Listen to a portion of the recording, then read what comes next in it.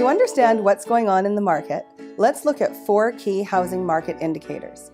Realtors registered 2,233 home sales in our region's MLS in October. This is down 39% from last October. When looking month over month, sales are about 1% below September and is 15% below the 10-year average for the month. Next, let's look at home listing trends that supply housing market demand. The total number of listings in our market settled around 9,100 homes in October.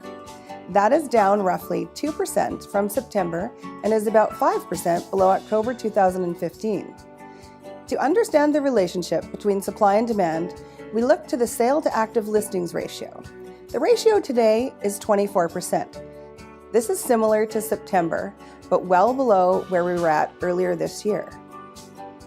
Generally, analysts say that downward pressure on home prices occurs when the ratio drops below the 12% mark for a sustained period, while home prices often experience upward pressure when it surpasses 20% over several months.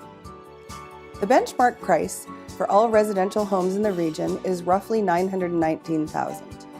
It is up 25% from last year, but compared to September, there was a slight decline in detached and townhome prices, while condominium prices remained virtually unchanged. This brings us to our Realtor View segment. Today, we're looking at the key events and factors impacting housing trends. Market conditions were beginning to shift in the spring.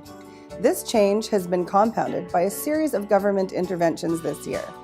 In February, the provincial government added a third tier to the property transfer tax, followed by a sudden implementation of a 15% foreign buyers tax in August.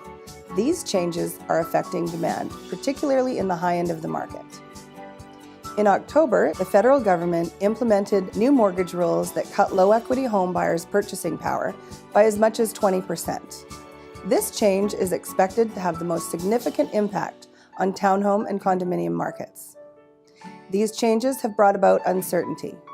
Potential buyers and sellers are taking a wait-and-see approach to try and better understand how they're affected. In terms of market fundamentals, the Metro Vancouver housing market continues to be supported by a growing population, a provincial economy that is outperforming the rest of Canada, and strong employment growth. With all of these different factors in place, it is important to talk to your local realtor to help you navigate the housing market. For further housing market information, go to the News and Statistics section of this website. For the Real Estate Board of Greater Vancouver, I'm Jill O'Dell.